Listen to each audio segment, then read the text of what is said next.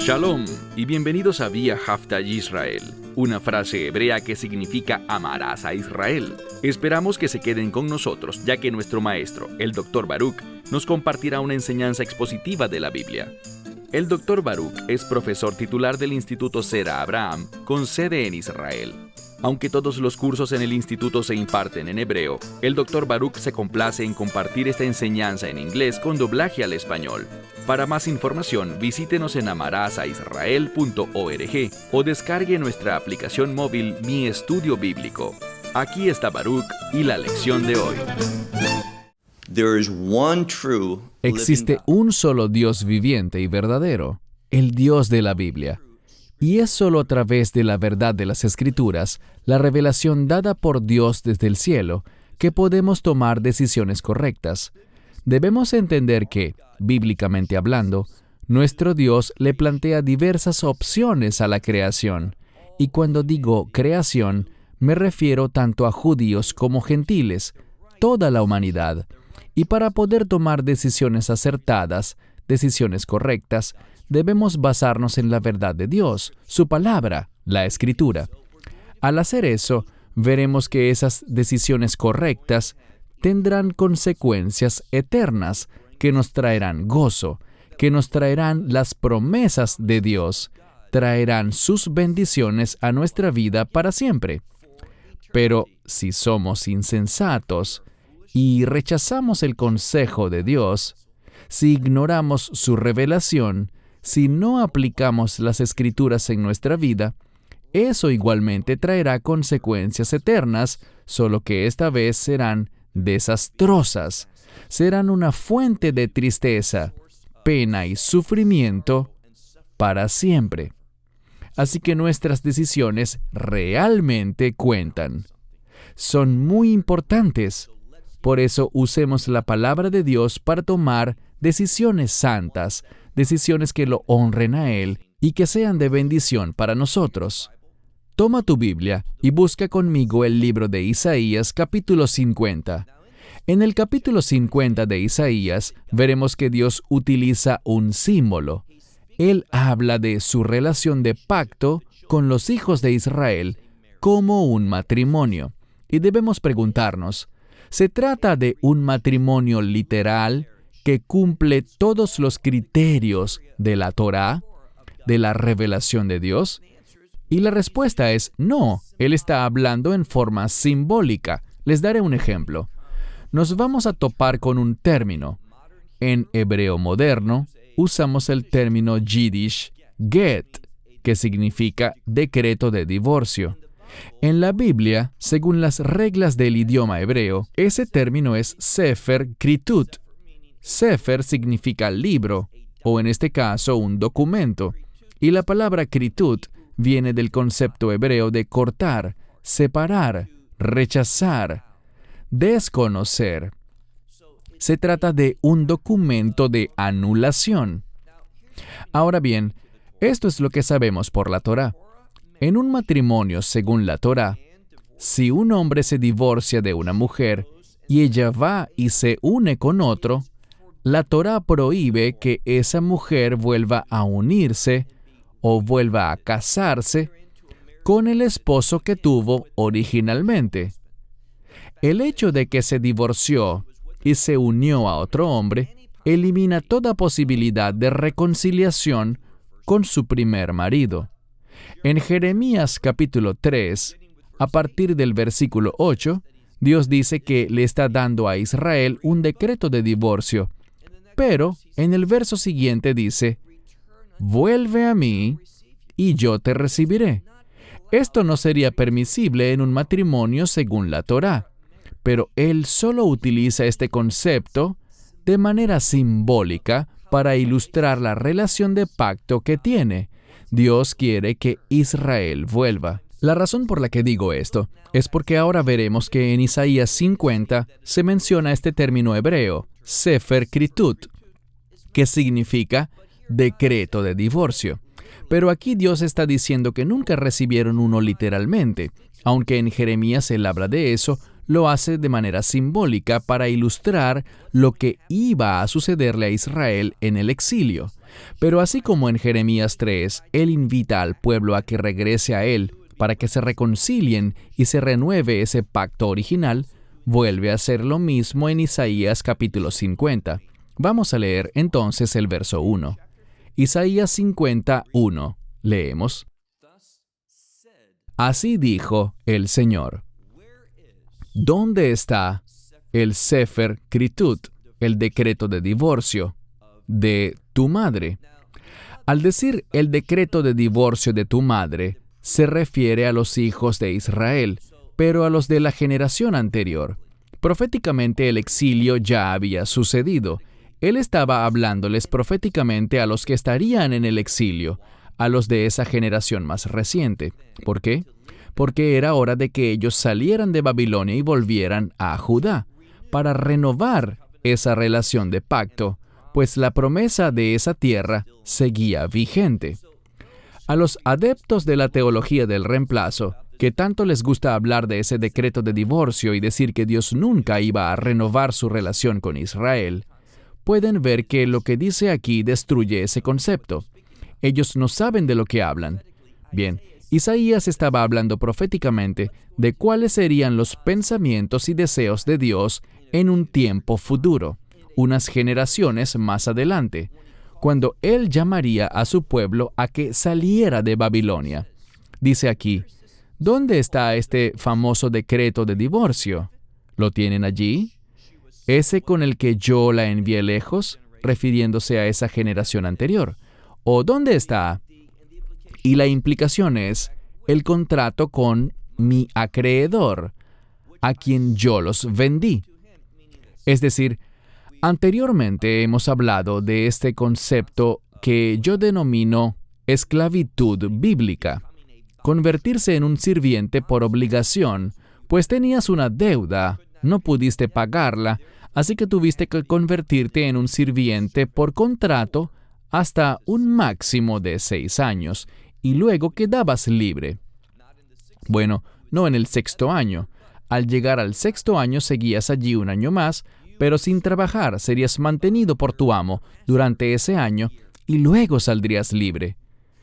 Este es un concepto muy importante. Y a veces no era la persona que tenía la deuda la que era vendida como esclavo, sino que tomaba a un hijo o una hija adolescente para dárselo a otra familia. Él o ella trabajarían allí como sirviente por un tiempo limitado, como dije, y al saldarse la deuda o al llegar el año en el que saldría libre, ¿qué pasaba? Que eventualmente regresaba, pero se establecía un acuerdo. Y él aquí está diciendo, a ese acreedor al cual supuestamente los he vendido, que me muestre ese acuerdo. ¿Dios hizo algún acuerdo con Babilonia? Claro que no. Todo esto está en lenguaje profético, simbólico. Y lo que Dios está diciendo es que eso no era literalmente un decreto de divorcio. No hubo contrato con ningún acreedor. Él no hizo un acuerdo con Babilonia.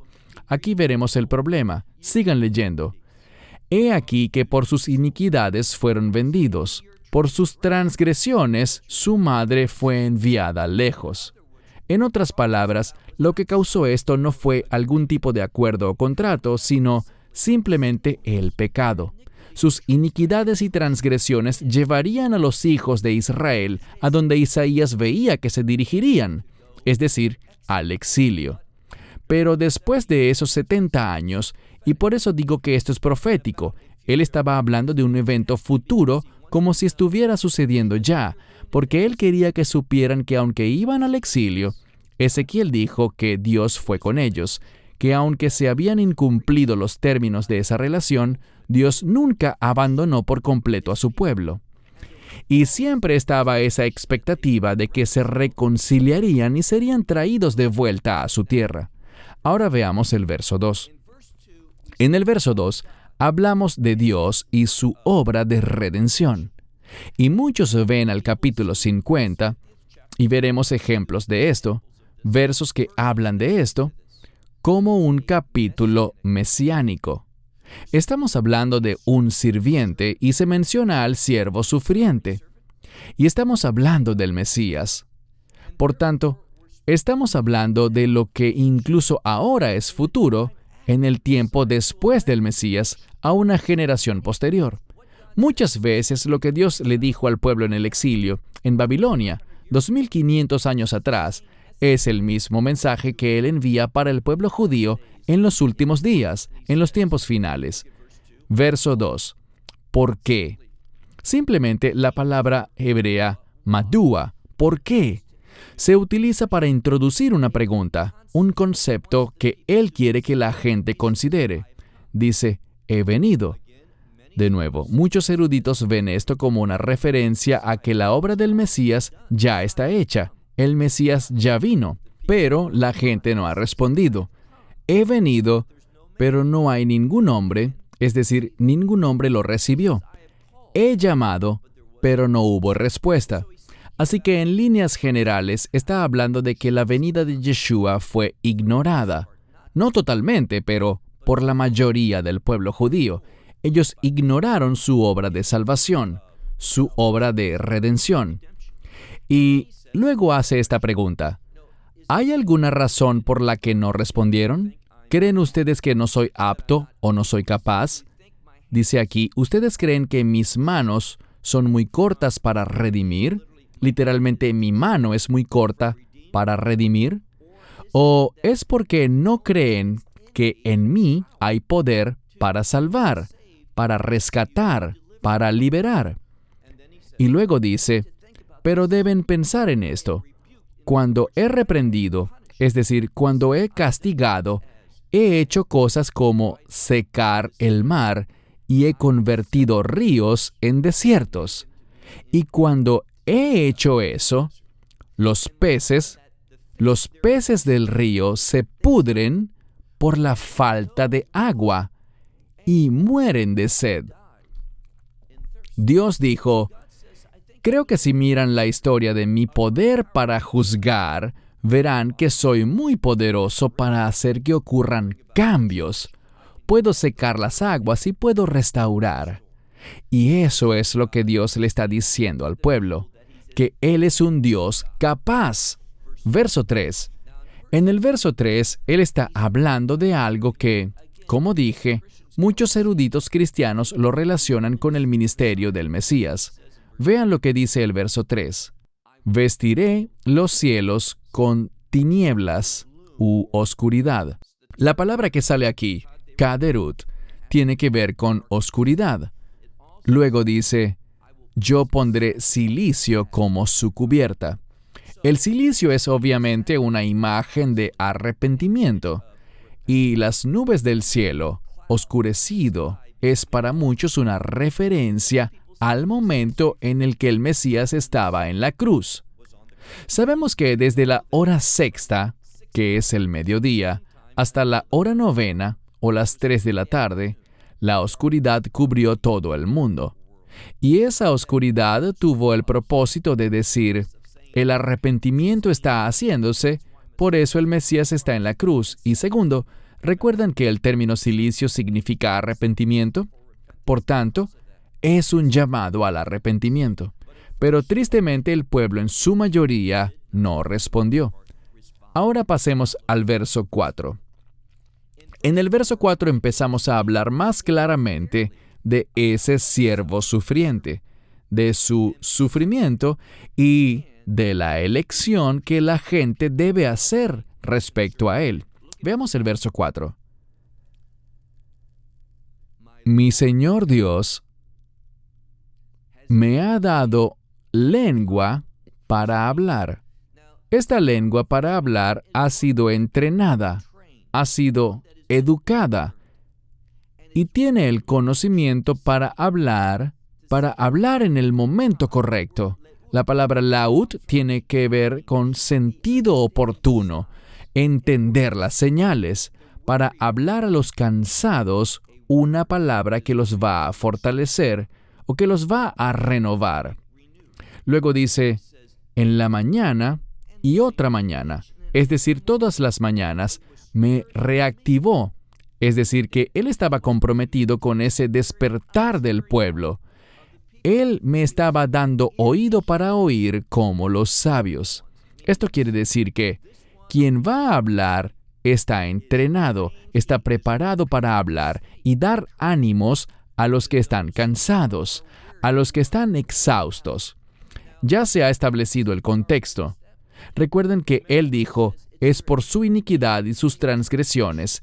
Ellos están agobiados a causa del pecado. Y este hombre es sabio, está entrenado y está llegando en el momento oportuno. Por eso dice Laúd, el momento justo, y Él va a darles palabras de ánimo. El contexto, como dije, ya ha sido establecido. Cuando Dios habló en el verso 1 y dijo, oigan, esto no se ha acabado, puede haber reconciliación, hay un tiempo de renovación y hay alguien que está entrenado, es decir, es apto para liderar este regreso, esta redención de la que habló en el verso 2. Ahora veamos el verso 5. Dice de nuevo, Adonai Elohim, mi Señor Dios me abrió el oído. Es decir, Él ha oído. Al decir me abrió el oído, la implicación es he oído y está hablando del llamado para su vida. Como dije, muchos ven esto como algo mesiánico y no estoy en desacuerdo con eso. Es una referencia para nosotros, para entender al Mesías. Él está diciendo, el Mesías ha dicho, Dios, tú me has abierto el oído, entiendo cuál es mi llamado. Por tanto, dice aquí, ve anoji lo mariti. Yo no me rebelaré contra eso. Yo no me voy a apartar de eso. No me retiraré. No me echaré para atrás. Es decir, en el verso 5, Él escuchó lo que debía hacer y está comprometido a hacerlo. No le dará la espalda al llamado de Dios. Verso 6. Dado que estamos hablando del siervo en el libro de Isaías, sabemos algo. Es un siervo sufriente. ¿Está dispuesto él a sufrir o se apartará de ese sufrimiento? Bueno, ya lo dijo. Yo no me apartaré, no me rebelaré contra eso. Leamos ahora el verso 6. Mi espalda he puesto a los que me golpean. Esos que golpean su espalda podría ser una referencia a cuando lo azotaron. Dice, puse mi espalda a los que me golpean y mis mejillas, y aquí habla de arrancar la barba. Si bien no hay referencia en el Nuevo Testamento de que alguien arrancara la barba del Mesías, esto era algo común. Si miran bien, era una práctica común que se hacía para humillar y también como tortura. Y vemos aquí que no solo habla de arrancar la barba, sino también dice, mis mejillas a los que arrancaban el pelo de mi rostro, es decir, la barba. No me esconderé de los que me afrentan. No le huiré a ser deshonrado y avergonzado. Y luego dice, roc, que significa escupido. Las Escrituras sí nos dicen que ellos querían humillarlo y que lo escupieron. Esto nos dice que también padeció cuando le arrancaron la barba, lo cual es algo muy doloroso. El Mesías soportó todo eso, es lo que dice aquí. Él no le rehuyó a eso. Verso 7. De nuevo dice, Adonai Elohim, el Señor Dios, o podría ser mi Señor Dios, me ayuda. Por tanto, no seré deshonrado. Muchos eruditos piensan que la frase Dios me ayuda se refiere a la resurrección. El cambio de ser avergonzado en la cruz, esa humillación de quitarle sus vestiduras, crucificarlo y colgarlo públicamente, toda esa vergüenza, cambió. ¿Cuándo? En la resurrección. Y algunos interpretan la frase Señor Dios, ayúdame, como una referencia a eso. Por tanto, no seré deshonrado. Por tanto, pondré mi rostro como un pedernal. Eso es una piedra, un tipo de piedra. Es decir, que Él estará firme. Él no le rehuirá a eso que Él debe pasar. Dice, pues he sabido que no seré avergonzado. Bien, Sabemos lo que dice en Filipenses capítulo 2. Dice, haya en ustedes esta manera de pensar que hubo también en el Mesías Yeshua, que aunque Él es Dios, totalmente Dios, no consideró la deidad como algo a que aferrarse. ¿Por qué? Porque Él era divino, Él era Dios. Aunque Él se humilló a sí mismo, se humilló hasta la muerte y muerte de cruz, pero debido a eso, Dios le otorgó el nombre que es sobre todo nombre, para que ante el nombre del Señor Yeshua, toda lengua lo confiese y toda rodilla se doble. A esto se refiere aquí cuando dice al final del verso 7, Va edá kilo evosh, yo sé que no seré avergonzado o humillado. Verso 8. Porque cercano está, y este es el justificador, aquel que muestra lo que es justo. Y él dice, yo sé que está cercano. Y de nuevo, ¿a qué se está refiriendo? A la obra de la resurrección. Eso justificó a Yeshua. Cuando Dios lo resucitó de entre los muertos, fue una declaración de que Dios Padre aprobaba todo lo que Yeshua había hecho en sus 3 años y medio de ministerio. Dice aquí, cercano está mi justificador. ¿Quién contenderá conmigo? Comparezcamos juntos. Hay alguien que quiere presentar cargos contra Yeshua. Dice, que comparezca junto a mí. ¿Y quién es el que tiene posesión de estos cargos en mi contra? Déjenlo que lo haga. Es decir, dejen que los presente. Si hay alguna cosa en mí que sea injusta, que Él me acuse de eso públicamente. Eso es lo que dice el Mesías. Todo con el fin de mostrar que Él era el Salvador justo, que Él estaba completamente justificado. Verso 9. He aquí Adonai Elohim, el Señor Dios, Él me ayudará. ¿Quién es aquel que me condenará? Es decir, aun si Yeshua fuera condenado en el juicio, en el día del juicio, ¿habrá alguien que presentará cargos? ¿Alguien que condenará a Yeshua? Es obvio que no. La resurrección es el mejor ejemplo de lo que el Mesías hizo en la cruz, que esto fue totalmente recibido por su Padre. La resurrección es el sello de aprobación de Dios de que la obra en la cruz fue perfecta, fue realizada exactamente como fue llamada a ser. Dice, los que querrán condenarlo, dijo él, todos ellos son como un vestido que se ha desgastado, como un vestido que la polilla se ha comido. La polilla se ha comido a esos vestidos. Verso 10. ¿Quién entre ustedes? Ahora llega al punto que les comenté anteriormente, esa necesidad de elegir. A esto nos dirigimos. ¿Qué elegirás hacer con respecto al siervo sufriente, el Mesías Yeshua? Veamos lo que dice en el verso 10. ¿Quién entre ustedes teme al Señor? ¿Y cuál es la prueba de que le temes al Señor? Aquí lo dice. Tú escuchas la voz de su siervo. Es decir, es el mismo lenguaje que vimos en el libro de Deuteronomio, cuando Moisés estaba hablando y dijo, Dios va a levantar a otro como yo. Escúchenlo a él. Al decir uno como yo, es porque Moisés es considerado como el primer redentor por haber sacado al pueblo de Egipto, de aquella esclavitud, hacia la tierra prometida. Ese fue el llamado de Moisés. Y como Moisés, el Mesías nos sacará de la esclavitud, pero Él nos sacará de la esclavitud del pecado hacia el reino prometido. Bien, sigamos leyendo el verso 10. ¿Quién entre ustedes tiene temor del Señor? El que lo tenga, ese escuchará la voz de su siervo. ¿Y quién es el siervo? El Mesías Yeshua. Luego dice, el que anda en la oscuridad y que no tiene luz a su alrededor, ahora está hablando del que confía y que tiene temor del Señor. ¿Cómo se demuestra eso? Aquí dice cómo se demuestra. Él camina en la oscuridad y no hay luz a su alrededor. ¿Y qué hace él? Él confía en el nombre del Señor. Él se apoya en su Dios. Esto es importante porque nos comunica lo siguiente.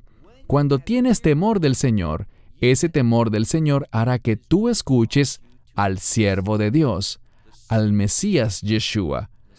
Y aunque estés en este mundo, que es un mundo de oscuridad y no hay luz física, ¿qué haces tú? Tú caminas en la fe, confías. Esto es lo que dice. Sigamos leyendo. Ve'en nogá lo. La palabra nogá es una luz fuerte. Él no tiene esa luz fuerte. ¿Y qué hace él? Yiftach beshem Adonai. Él confía en el nombre del Señor. Ve yishen. Él se apoyará. Ve Elohav en su Dios. Lo maravilloso aquí es que esto es poético. Gran parte de la profecía es poesía hebrea. ¿Y cuál es la principal característica de la poesía hebrea? El paralelismo. Y aquí vemos que escuchar al siervo de Dios es literalmente apoyarse en Dios mismo. Esto es lo que nos quiere enseñar el texto. Vamos al último verso, el 11.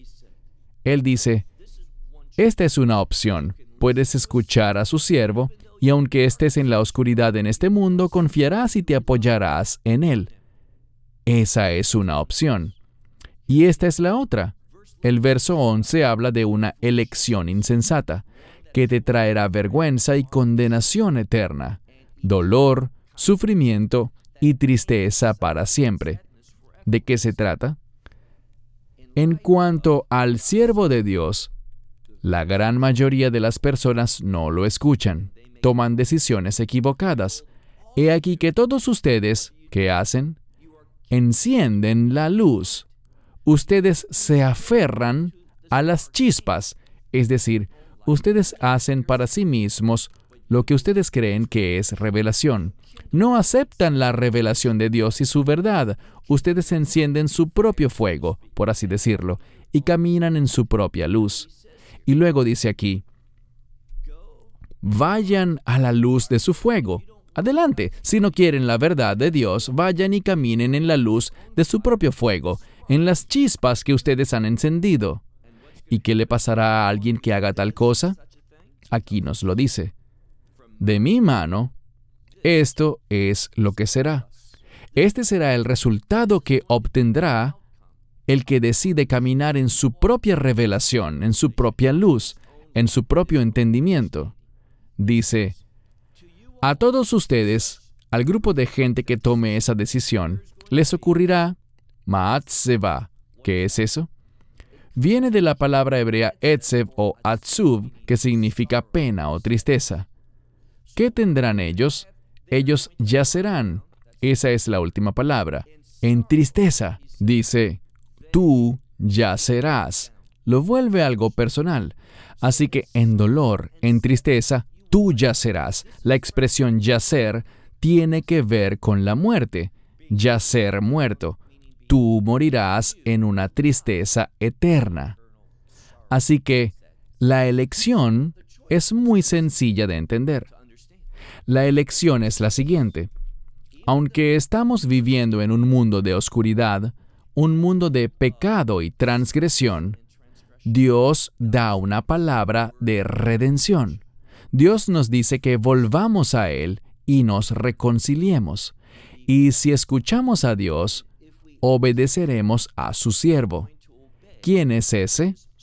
Este es un pasaje mesiánico. El Mesías Yeshua. Vamos a confiar en Él. Vamos a caminar apoyándonos en nuestro Dios. ¿Quién es nuestro Dios? El Mesías. Puedes rechazar eso y tienes libre albedrío para hacerlo. Puedes tomar una decisión insensata y encender tu propia revelación, tu propia luz. Puedes hacer tu propia antorcha y puedes ir en la dirección de tu propia luz. Eso es lo que dice. Yo sigo mi verdad. No existe tu verdad, solo existe la verdad de Dios. La gente pone eso a un lado y dice, esta es mi verdad. Y eso los llevará a morir y a experimentar, después de la muerte, un dolor y tristeza eternos. La elección no podría ser más clara. Sé fiel, acepta al Mesías o rechaza eso. Haz tu propio camino, apóyate en tu propio entendimiento y al hacer eso, date cuenta de que estás eligiendo tristeza, dolor y sufrimiento eternos. Esto es lo que Isaías describió en el capítulo 50. Cierro con esto. Hasta la próxima semana. Shalom desde Israel. Shalom from Israel. Esperamos que te hayas edificado con el mensaje de hoy y lo compartas con otros. Te invitamos a seguir nuestros estudios cada semana por este canal y por el portal de YouTube de Amarás a Israel. También puedes descargar nuestra aplicación móvil gratuita, Mi Estudio Bíblico. Finalmente, para obtener más información sobre nosotros, visita nuestra web amarasaisrael.org, donde encontrarás otras conferencias de Baruch en audio, video y texto. Hasta el próximo programa. Que el Señor te bendiga en Yeshua HaMashiach, Jesús el Mesías, mientras caminas con Él. Shalom desde Israel.